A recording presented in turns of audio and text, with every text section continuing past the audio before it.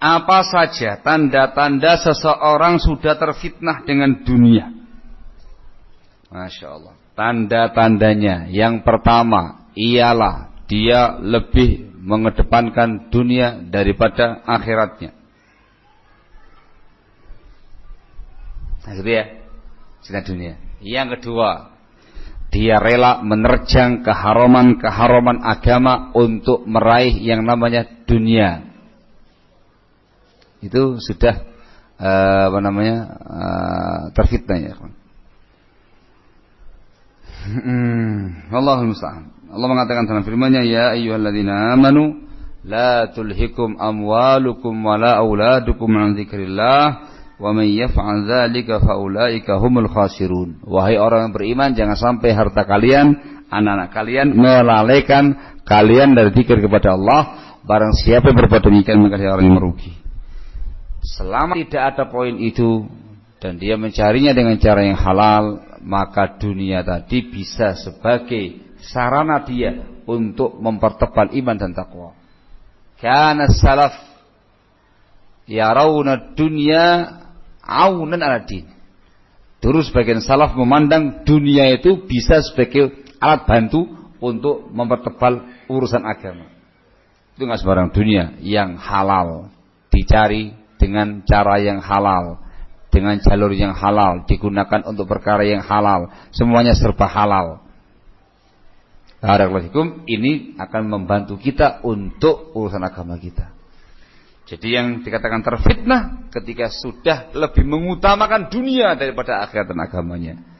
Yang kedua, ketika sudah sampai pada tingkat menerjang keharaman-keharaman agama untuk meraih yang namanya dunia. Cinta dunia. Apalagi dia menjual agama untuk urusan dunia. Allahul musta'an. Kok nggih kathah tenan niki pertanyaannya nih.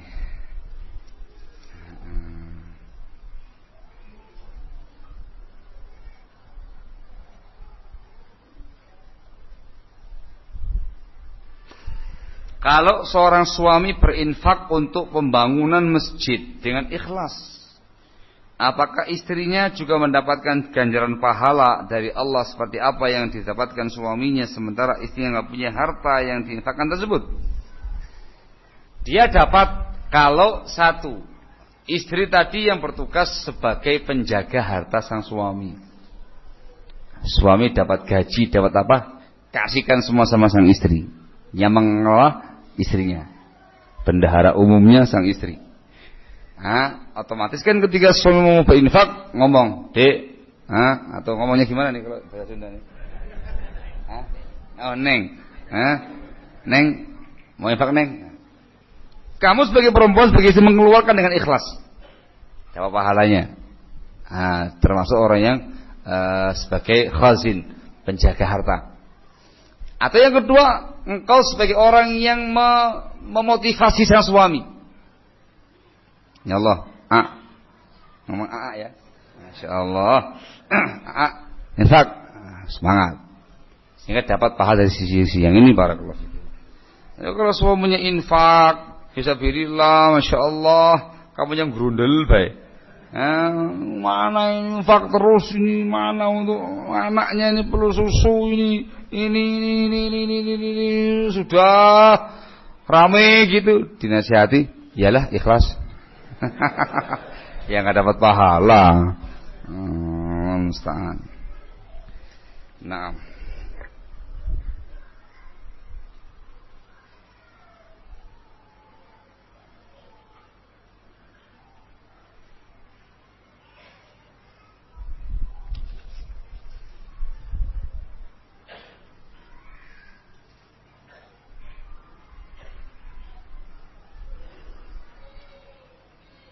Waduh, Masya Allah.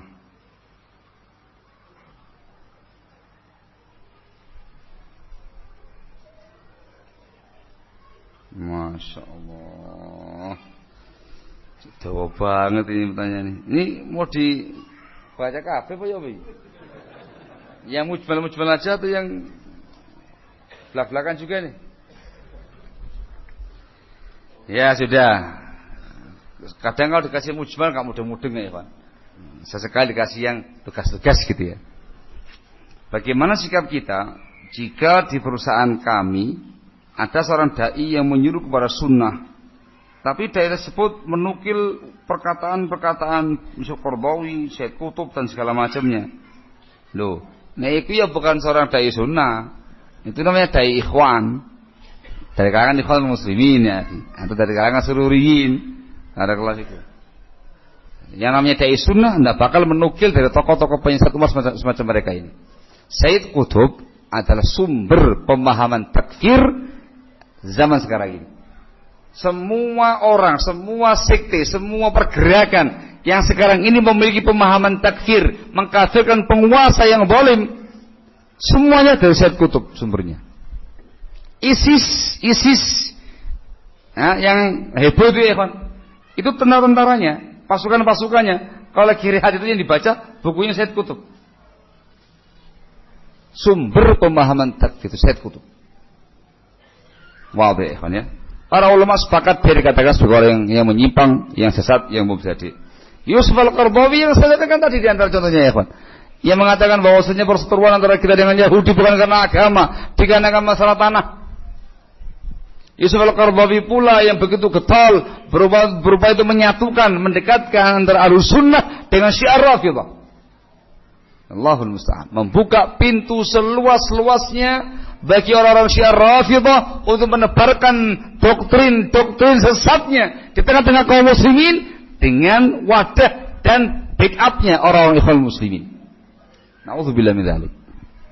Ya kalau dai-nya semacam ini ya nggak mungkin dikatakan sebagai dai sunnah. Kata ikhwan, itu namanya dai ikhwan.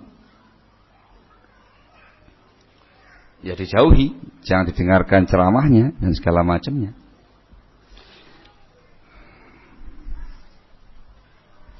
Barakallahu fikum. Nah, tindakan kita ini namanya ingkarul mungkar. Katanya dikasih mujbal gak mudeng-mudeng. Disebut Syekh Qutb, Syekh Qardawi, gitu. Jadi gimana lagi ya? Harus dipilih dan dipilah orang-orang yang tepat sebagai sumber rujukan agama kita. Barakallahu fikum.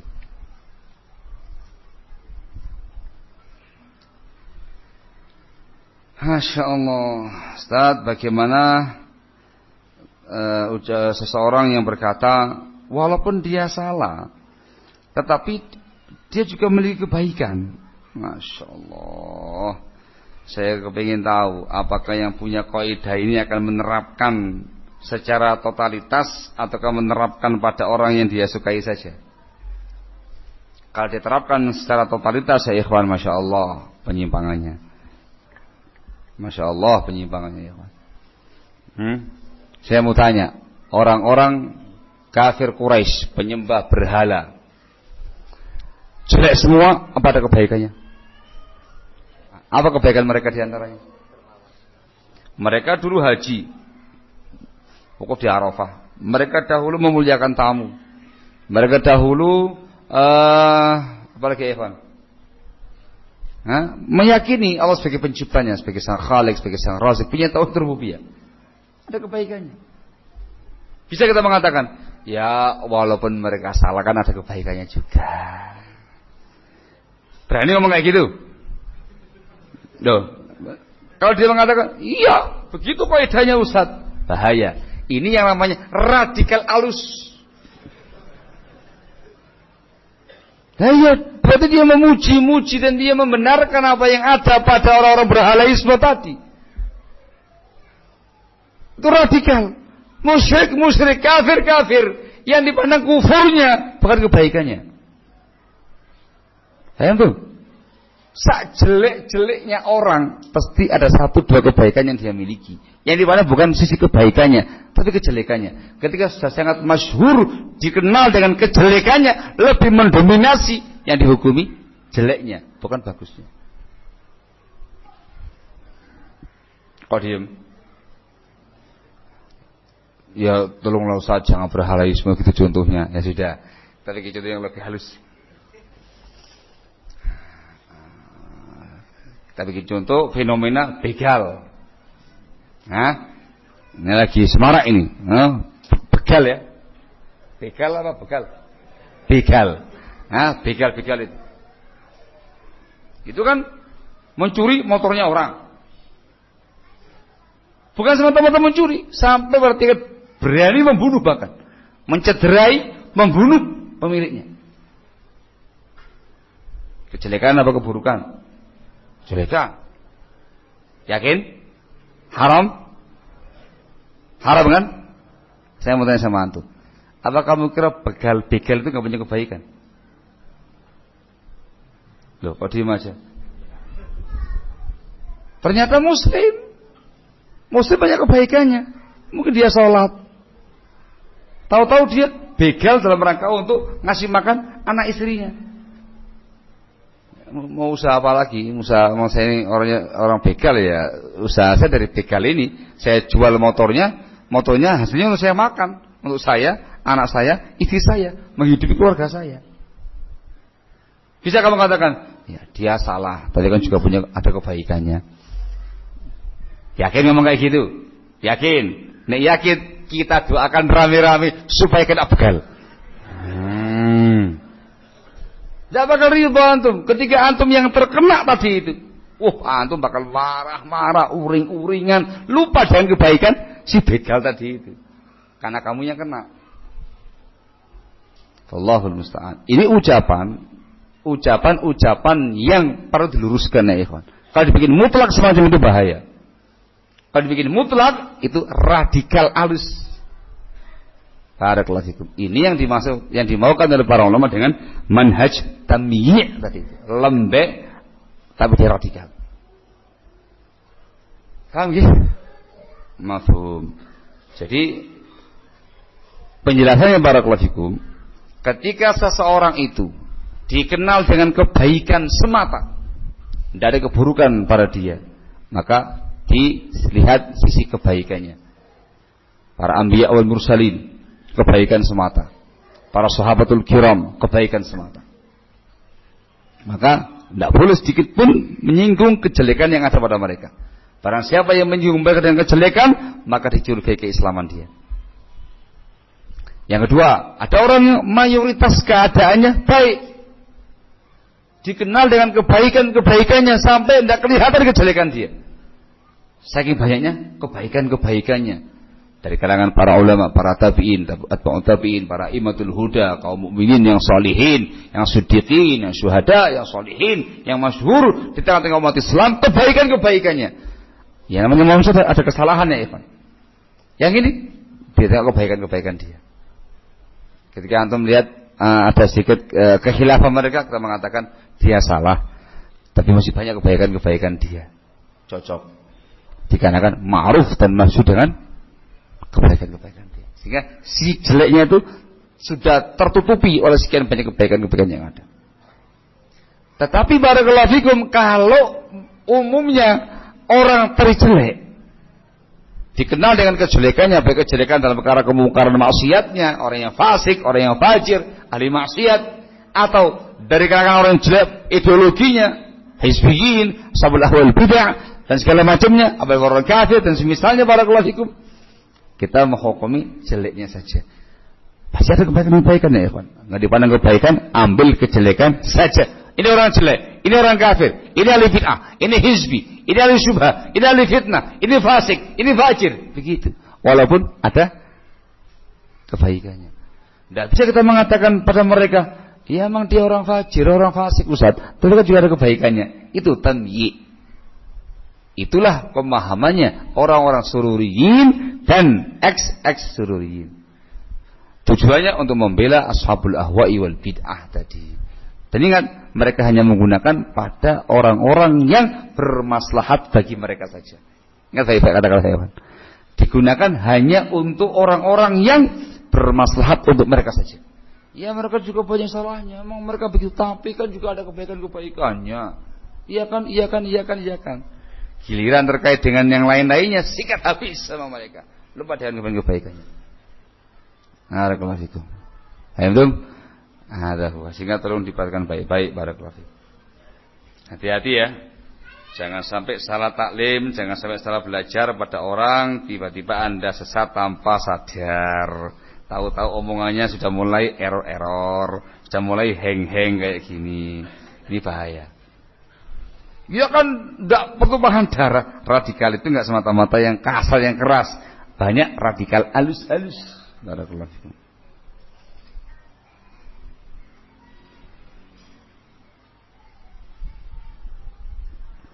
Afwan Ustaz, apakah benar ujung dari semua firqah yang menyimpang adalah menghalalkan darah kaum muslimin? Naam, ini ucapan dinukil dari Abu Qilabah Abdullah bin Zaid al-Jarmi rahimahullah, salah seorang tabi'i, muridnya Anas bin Malik radhiyallahu anhu. Mabtada'a rajulun bid'atan illa istahalla as-sayf. Wa fi lafdhin illa kana akhir amrihi as-sayf. Tidaklah orang itu jatuh dalam perkara bid'ah melainkan ujungnya dia akan menghalalkan pedang. Juga disebutkan secara langsung oleh Imam Al-Barbahari rahimahullahu taala dalam kitab beliau Syarhus Sunnah.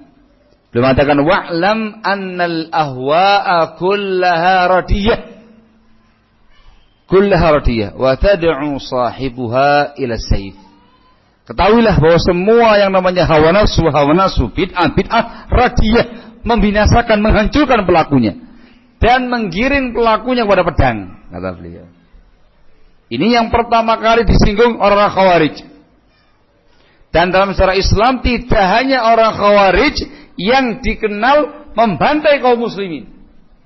Khawarij iya, Syiah Rafidhah paling ganas, paling sadis. Dari kalangan Mu'tazilah, Jahmiyah, pada masa Imam Ahmad bin Hanbal, fitnah khalqul Quran, menggunakan tangan penguasa untuk membunuh para alim ulama pada fitnah kala itu, khalqul Quran. Dari kalangan Sufiyah, Batiniyah, Ismailiyah, paling kejam. Barakallahu fikum, banyak. Naam, wallahu ta'ala alam bis-shawab.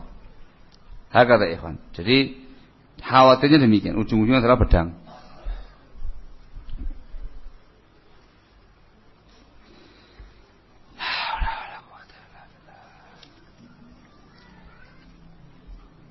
Dipilih-pilih mana?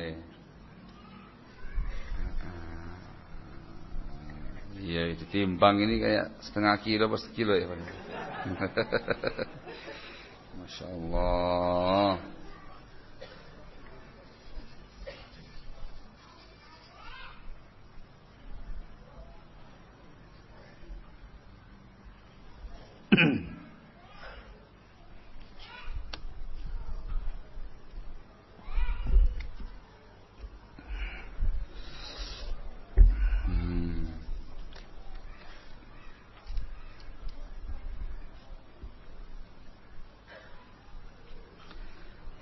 Afwan Ustaz mau tanya, kelompok-kelompok apa saja yang ada di negeri ini yang terjangkiti paham Ikhwanul Muslimin?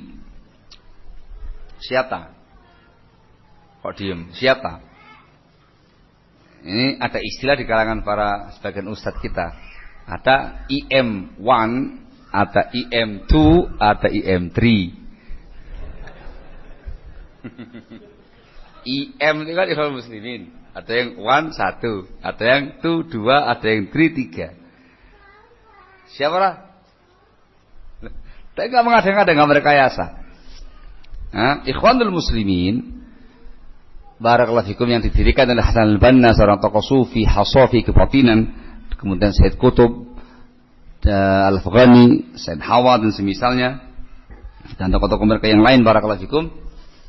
Dari satu sisi mereka ini penebar paham radikal takfir, keras dalam satu sisi, terutama terkait dengan pihak penguasa, dikenal sebagai kelompok penghujat pemerintah, dengan paham takfir yang ditanamkan oleh Said Qutb. Di sisi yang lain, barakallahu fikum, Ikhwanul Muslimin adalah sumber manhaj tamyi', sumber manhaj tamyi' yang melembekkan prinsip-prinsip Islam. Dan itu enggak semata-mata dengan orang-orang yang menyimpang, sampai pada tingkat merangkul al-Yahud wan Nasara. Seperti yang diucapkan sama Ustaz Qadhi tadi, Ikhwan. Itu sangat-sangat tamyi, sangat-sangat melembekkan prinsip agama, terutama dalam perkara al-wala' wal bara'. Al-Yahud, sahabatnya, Nasara, sahabatnya, semua digandeng sama mereka, semuanya illa ahlu sunnah, digandeng sama mereka. Ini kaum muslimin. Yang pecahan-pecahan mereka cukup banyak. Di antara pecahan di kaum muslimin adalah Hizbut Tahrir. Ini yang banyak menyuarakan khilafah, daulah. Ngomong tobe. Tidak pernah ada wujudnya sama sekali. Ini juga sama yang disuarakan oleh kaum muslimin. Daulah Islamiyah, terus khilafah. Modelnya sama, yang disikat penguasa. Barakallahu fikum. Yes. Ini HTI. HT. Entah yang I atau yang lainnya, ya kan. Barakallahu fikum. Di antara pecahan-pecahan kaum muslimin adalah Sururiyin. Yang dibawa oleh Muhammad Surur bin Naif Al-Abidin. Ini mengambil banyak sisi. Yang pertama, sisi takfirnya. Sururiyin yang ekstrim itu jamaah takfir, ya. Melahirkan jamaah-jamaah takfir, jamaatul jihad, jamaatul takfir di luar negeri sana, yang sekarang di Indonesia namanya mujahidin. Itu dari Sururiyah. Dari Ikhwanul Muslimin. Sumbernya Said Qutb. Sururiyin juga mengambil sisi moderatnya Ikhwanul Muslimin, tapi menggunakan bahasa lain namanya fiqhul waqi'. Masuk ke parlemen-parlemen. Yang ini juga dari Ikhwanul Muslimin. Ini yang banyak pada Ikhwanul Muslimin yang berjuang melalui parlemen dengan partai-partai. Ini Sururiyin menggunakan nama fiqhul waqi'. Barakallahu fikum. Sururiyin juga mengambil manhaj tamyi' Ikhwanul Muslimin. Mereka menggunakan nama al-muwazanah. Tadi itu terkait dengan tokoh-tokoh bid'ah, dan yang subhanallah yang pertama kali mereka ingin pertahankan Said Qutb. Selebihnya tokoh-tokoh bid'ah yang lainnya. Ya, memang Said Qutb itu memang dia punya pemahaman begini, memang dia punya salah demikian. Tapi kan dia adalah seorang pejuang, dia kan seorang sastrawan. Tapi sebutkan kebaikan-kebaikannya. Namanya muwazanah, wajib menyebutkan kebaikan dan kejelekan tentang tokoh-tokoh bid'ah yang dibicarakan. Melembekkan prinsip al-wala' wal bara'. Tujuannya memuji, menyanjung tokoh-tokoh bid'ah mereka dan menghalangi, menamenginya dari bantahan-bantahan Ahlussunnah. Kalau pun terbantah, ya silakan kamu bantah, sebutkan kejelekan dia, tapi wajib bagi kamu untuk menyampaikan kebaikan dia juga. Insaf ya akhi, adil kata mereka. Itu namanya muwazanah. Itu manhaj tamyi', tidak ada dalam Alkitab, Sunnah, wala pemahaman salaf. Baru muncul kemarin, dimunculkan sama tokoh-tokoh Sururiyin. Barakallahu fikum, semacam Saman al-Auda, Al-Hawali, Ayat Al-Qarni dan yang lain-lainnya. Ini tokoh-tokoh Sururiyin yang memasukkan manhaj muwazanah. Yang masuk ke Indonesia ini Sururiyin dengan manhaj muwazanah ini. IM1 itu yang asalnya. Sururiyin dengan manhaj muwazanah dan fiqhul waqi' IM2. Sama-sama mayy. IM2. Kemudian prinsip ini tadi dalam bab muamalah dengan hizbiyin, dengan ashabul ahwa'i wal bid'ah dikembangkan lagi oleh yang setelah mereka lagi. Barakallahu fikum. Pengembangan mereka dengan bahasa-bahasanya lebih halus. Mereka punya pemahaman isqat al-hajr, menjatuhkan, menggugurkan prinsip hajr mubtadi', pemboikotan kepada ahli bid'ah. Ini sudah bukan zamannya lagi hajir-hajiran, sudah bukan zamannya lagi tahdir-tahdiran. Ahlussunnah itu minoritas ya akhi. Banyaknya ahlul bid'ah itu. Enggak ada manfaatnya kamu tahdir, enggak ada manfaatnya kamu hajir-hajir itu. Sekarang zamannya taklif, zamannya untuk hikmah dalam perkara dakwah, lembut dalam perkara dakwah, menggunakan cara-cara taklif ya. Enggak ada manfaatnya hajir-hajir. Gorengan apa tuh hajir-hajir? Ujungnya mereka barakallahu fikum mengingkari prinsip tahdzir, menggembosi prinsip tahdzir, peringatan kepada ashabul ahwa'i wal bidah. Entah. Aneh-aneh. Ujung-ujungnya mereka begitu antipati dengan semua tema-tema, materi-materi yang berbau manhaj. Laki-laki manhaj, laki-laki manhaj, laki-laki manhaj, laki-laki manhaj. Enggak ada lagi yang dibicarakan. Lah yang mau dibicarakan apa lagi? Antum ini enggak bakal beres Islamnya antum. Enggak bakal beres sunnahnya antum kalau menyimpang manhajnya.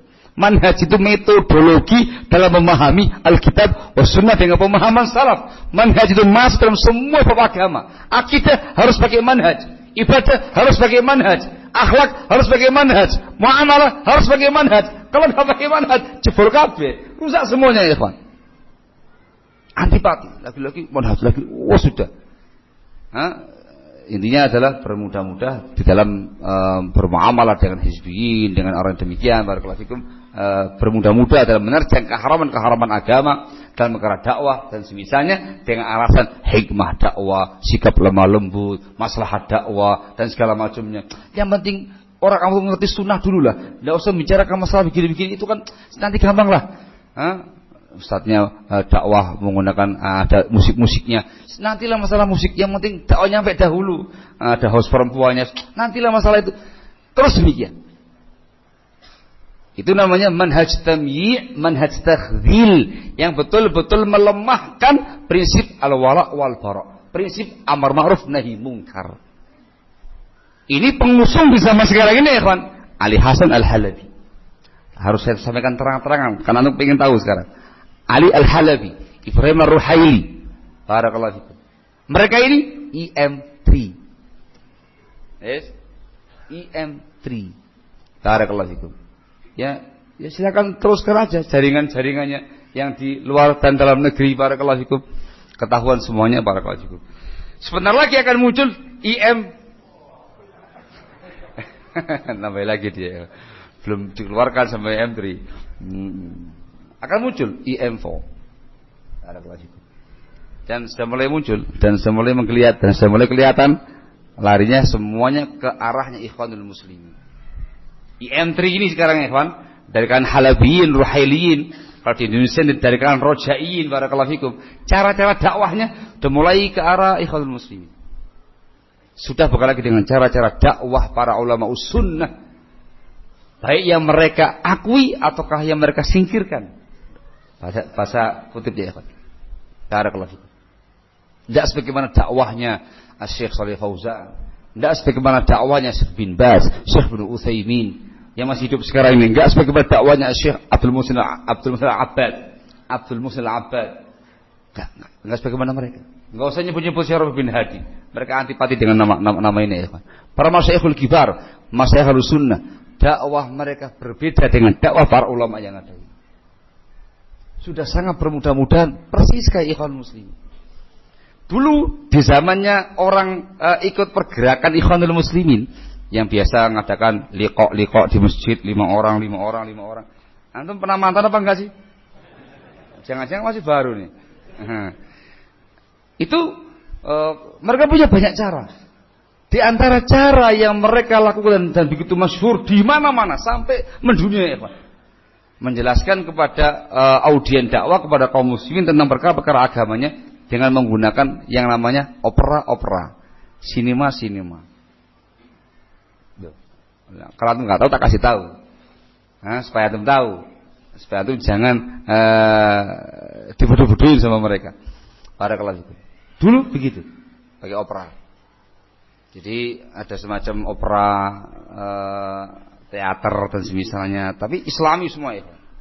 Ada peran yang ini berperan sebagai ini, berperan sebagai ini berperan sebagai itu, segala macamnya. Ketika menjelaskan tentang apa begitu, tentang masalah iblis, atau yang jadi setannya dan segala macamnya. Itu cara-cara Ikhwanul Muslimin. Cara-cara Ikhwanul Muslimin. Sampai ingin menjelaskan tentang masalah babul haid wan nifas. Dibikin acara opera tadi itu. Jadi ada seorang perempuan mereka tentunya ya, sebagai tampil lagi haid, lagi nifas, atau lagi haid gitu gimana, jelaskan nama masalah haid dan nifas, semacam itu. Sehingga dikenal di kalangan mereka sinema Islam. Itu semuanya adalah thariqahnya Ikhwanul Muslimin. Kok diem? Jangan diem. Siapa yang nyontoh? Siapa yang niru? IM2 apa IM3? Kok diem sih? IM2 apa IM3? 2-3 berdoa. Dicontoh sama mereka sekarang ini. Jadi yang namanya dakwah bukan kemudian berupa itu menyampaikan ilmu kepada umat. Yang namanya dakwah sekarang acting. Iya loh ya. Setelah acting selesai selfie. Tidak ada ulama ahlus sunnah yang mereka akui selama ini berbuat demikian. Tidak ada. Tidak ada ya kawan. Syaikhul Muhsin hafizahullah ta'ala tidak pernah taklim di kota Madinah di Masjid Nabawi. Atau tahu bagaimana masjidnya yang pernah umroh ke sana ya kawan. Taklim ilmiah. Tidak ada kemudian beliau berakting terlebih dahulu. Gimana bahasa akting ya? Pengalaman ya banyak. Pemirsa yang terhormat, tidak ada. Taklim sebagaimana biasa, sebagaimana para ulama salaf yang lainnya menyampaikan ilmu. Tidak ada. Saya taklim, selfie. Tidak ada. Allah tidak ada ya. Tidak pernah ada semacam itu. La Syekh bin Baz, wala Syekh Albani, wala Syekh Ibnu Utsaimin, wala masyayikh yang lainnya. Justru itu diingkari oleh para ulama-ulama tadi. Tidak ada para masyayikhna, para ulama sunnah kemudian menjelaskan terkait dengan adab-adab berkendara, kemudian acting. Tanya syekh, syekhnya datang kemana? Ke parkiran mobil, di syuting sama anak buahnya. Syekh misalkan syekh, masya Allah gitu. Lihat kamera. Assalamualaikum warahmatullahi wabarakatuh. Pemirsa sekalian, pada kesempatan kali ini kita akan menjelaskan tentang masalah adab-adab berkendara. Langsung masuk ke mobil, syekhnya buka pintu mobil, begini gitu. Pemirsa sekalian, itu thariqahnya Ikhwanul Muslimin tamaman. Tidak pernah ada masyayikh sunnah yang semacam itu. Suruh mereka tanya kepada masyayikh tadi, pernahkah Syekh bin Baz, Syekh Ibnu Utsaimin, Syekh Albani, Syekh Abdul Muhsin Al-Abbad, Syekh Shalih Fauzan, Syekh Syekh Mufti Sauri sekarang ini, masyayikh antum akui sampai sekarang ini, pernahkah mereka berbuat demikian?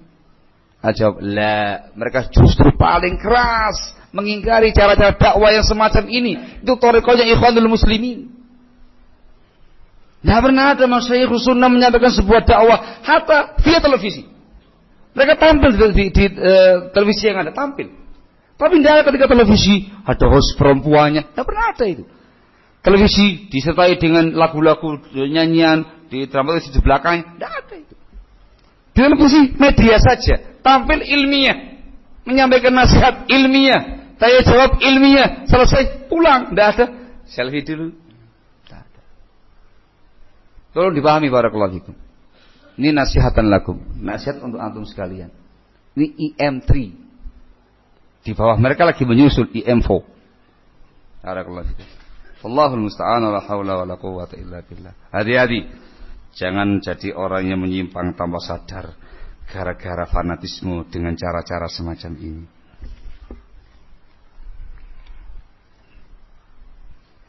Allahul musta'an. Loh, jam loro. Sudah ya?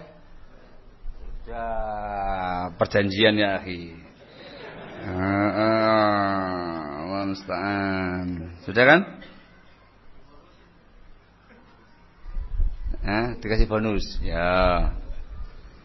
Insyaallah. Mana yang lebih diutamakan, menghadiri kajian atau menjenguk orang sakit? Dua-duanya. Bisa. Teman-teman ada yang sakit. Untuk punya kesempatan hari Ahad saja. Hari Ahad ada kajian, ada daurah, ada muhadharah. Daurah dulu. Taklim sampai selesai. Asar tengok orang sakit. Enggak ada masalah. Bisa kan? Bisa, kenapa tidak? Dikerjakan dua-duanya. Selama bisa dua-duanya, kenapa pilih salah satunya? Ini pas pernyataannya ya kan. Sama-sama baik. Barakallahu fikum. Naam, jadi datang taklim untuk belajarnya, jenguk orang sakit itu praktek amalnya. Masya Allah. Dah, ada lagi bonusnya?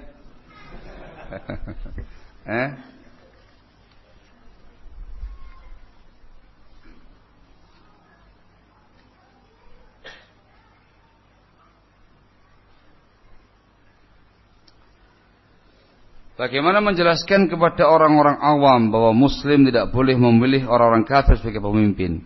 Antum jelaskan akidah Islam kepada mereka. Orang Muslim itu kalau akidahnya benar, akidahnya lurus, otomatis dalam prinsip Islam tidak boleh orang kafir sebagai pemimpin orang-orang Muslimin. Barakallahu fikum. Itu otomatis. Jadi fenomena itu semua ya ikhwan, ya banyak asbabnya. Bisa jadi mungkin tokoh-tokoh Islamnya yang kemudian banyak hal-hal yang tidak disukai oleh kaum muslimin, sehingga muslimin sudah gimana ya, trauma dengan tokoh-tokoh Islam. Dan yang paling penting itu akidah sudah tergerus, iman sudah menipis, sudah nggak ada lagi pembedaan antara yang muslim dengan yang kafir. Kalau akidahnya kuat, otomatis. Barakallahu fikum. Allah taala alam bis-shawab.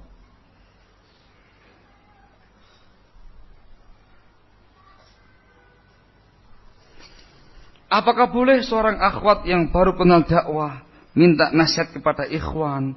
Apakah ikhwan boleh menjawabnya? Masya Allah.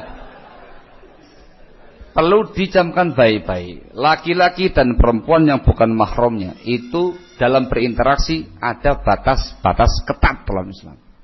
Sebab padanya terdapat sikap banyak fitnah ya ikhwan. Terlalu banyak akhwat-akhwat kita, insya Allah, yang sudah lama ngaji. Sebagian mereka adalah para ustadzah. Sangat memungkinkan sekali bagi akhwat yang baru kenal dakwah tadi bertanya kepada sesamanya. Wake, di bawah tuh banyak banget. Dengan tanya satu dari mereka, kan gitu kan? Banyak. Atau tanya, ada nggak di sini akhwat ummahat yang bisa ditanya-tanya? Insya Allah banyak ya Pak. Tanya melalui dia. Ketika dia nggak punya jawaban, dia tanya sama suaminya atau sama siapa. Atau ketika taklim semacam ini, tanya langsung dengan kertas naikkan ke atas. Banyak cara ya Pak. Bisa dengan cara membaca majalah, membaca buletin, bisa mendengarkan langsung streaming atau kajian langsung semacam. Banyak cara. Tidak harus kemudian interaksi, chatting dan segala macam dengan seorang ikhwannya bukan mahramnya. Paham tuh? Harus ditutup rapat-rapat yang kuat. Barakallahu fikum. Fitnahnya besar. Fitnah perempuan sangat besar. Itu fitnah pertama yang melanda Bani Israel pada perempuannya. Sampai Rasul mengatakan, "Ittaqud dunya wa taqun nisa." Hati-hati kamu dari dunia dan wanita. Fa inna awwala fitnati Bani Israel kan fi nisa. Fitnah yang pertama kali melanda Bani Israel itu pada kaum wanita. Hati-hati ya, Pak. Harus ketat. Mau tak kasih bocoran sedikit? Kok diem? Mau kasih bocoran sedikit? Nah, di antara efek negatif, mohon maaf kalau kena lagi yang sebelumnya entry-nya ini. Di antara efek negatif bermudah-mudahnya dai entry tadi itu ya. Ini di antaranya. Kalau ustadznya sendiri dalam taklimnya, dalam ceramah-ceramahnya didampingi host Jamile. Enggak ada host yang enggak Jamile, enggak menarik. Yang Jamile. Tahu Jamile kan? Bukan namanya Jamile. Yang cantik itu ya. Itu ustadznya. Bagaimana dengan para mad'unya? Bagaimana kiranya kalau seorang ustadz tadi itu biasa berselfie bersama dengan ibu-ibu, dengan mbak-mbak. Lalu bagaimana dengan para mad'unya? Paham tuh? Nah, kalau ustadznya saja sebermudah-mudah berinteraksi dengan perempuannya bukan mahramnya, bagaimana dengan para mad'unya? Akan menjadikan perbuatan dai-dai terus sebagai hujjah untuk melegalkan semua yang mereka lakukan. Ya, biasa ya, ustaz aja begitu kok. Entah apa kamu marah-marah sama saya? Ustaz begitu kok, terus begitu. Nggak ada kawasiku. Di antara efek negatif mereka dengan cara-cara Ikhwanul Muslimin IM1 dalam dakwah, acting dan segala macam di TV-TV mereka itu, muncul sekian banyak komentar-komentar mesum. Afwan, agak sedikit kasar bahasanya. Ayo, dari pihak-pihak perempuan interaksi. Barakallahu fikum. Ya saya dikasih itunya saja, saya nggak pernah cari-cari. Komentar para entah mbak-mbak atau akhwat-akhwat atau ummahat-ummahat gitu. Masya Allah ya, ustadz-ustadznya cakep-cakep. Itu di dunia chatting mereka. Yang laki-laki ngomentari, ya cakep semua, tapi maaf ya sudah telat, sudah ada yang punya. Loh, tapi masih menerima kok yang kedua, ketiga dan keempat. Ini kan genit namanya ini. Apa kalau bahasanya atau ini? Ganjen. Apa demikian akhlak seorang dai? Nah kalau demikian model gaya-gayanya, ya rusak ya. Saya nggak mau membongkar hal-hal yang sifatnya semacam ini, tapi di mana-mana terjadi. Nggak usah tempatnya antum, tempat saya sendiri bersebelahan dengan mereka. Itu sudah sangat masyhur, Allahul musta'an, di tengah-tengah interaksi yang begitu gampang di antara mereka. La haula wala quwata illa billah. Sehingga akibat bermudah-mudah ujungnya perkara yang sangat negatif. Ini tolong dicamkan baik-baik. Bukan mencari-cari sebuah kesalahan, tapi sudah naik ke permukaan dengan sendirinya. Orang menontonnya, orang melihatnya, orang menyaksikannya, orang menginfokannya. Perkara begitu tersebar di mana-mana. Seharusnya malu sebagai seorang dai salafi, sebagai seorang dai sunni. Demikian keadaannya. Barakallahu fikum. Perbaiki. Jangan sampai Anda menyimpang tempat satu dengan cara-cara semacam itu. Barakallahu fikum. Kalau seandainya pelakunya itu adalah dai-dai umum gitu sih ya maklum lah dai-dai umum. Ya walaupun juga salah ya ikhwan. Pengajian sebelah kanan ibu-ibu, sebelah kiri bapak-bapak, terus sebaliknya ada artis yang diundang, dia kesana kemari, dekati ke ibu-ibu ini, segala macamnya. Ya orang awam maklum lah, dia malah cari ketenaran, cari kemasukan, juga cari juga duit ya kan, dunia ya kan. Tapi kalau yang semacam ini, dai-dai yang mengatasnamakan sunni, dai-dai yang mengatasnamakan dai salafi, itu mencoreng-moreng muka dakwah salafiyah. Itu mencoreng-moreng dakwahnya, dakwah yang diemban oleh para immatus salaf di zaman dahulu kala. Itu besar pelanggarannya para kelafikum. Dikarenakan mereka mengusung nama besar dakwah salafiyah. Allahul musta'an. Kalau saya mengatakan entry. Bukan salah entry. Wallahu ta'ala alam bisawab. Saya kasih bonus 5 menit. Cukup kan? Cukup. Yang lainnya ini masih banyak ya Pak. Jadi saya kira cukup sekian saja. Mohon maaf bila ada kata-kata yang kurang berkenan. Ya namanya juga mewaspadai penyimpangan-penyimpangan yang tak disadari. Ya kadang bahasanya mujmal, ya kadang bahasanya terang-terangan, ya kadang dengan bahasa halus, ya kadang dengan bahasa kasar. Itu semuanya dalam rangka nasihat. Yang namanya nasihat memperbaiki kadang dengan cara halus, tapi terkadang yang namanya sebuah penyakit tidak bisa diobati melainkan dengan cara agak kasar. Sebagaimana yang namanya sebuah noda dalam sebuah baju, kadang cukup dicelup dengan air hilang dia. Kadang dicelup dengan rinsung hilang dia. Kadang harus diucap hilang. Alhamdulillah. Kadang nasihat itu dengan bahasa yang cukup kasar.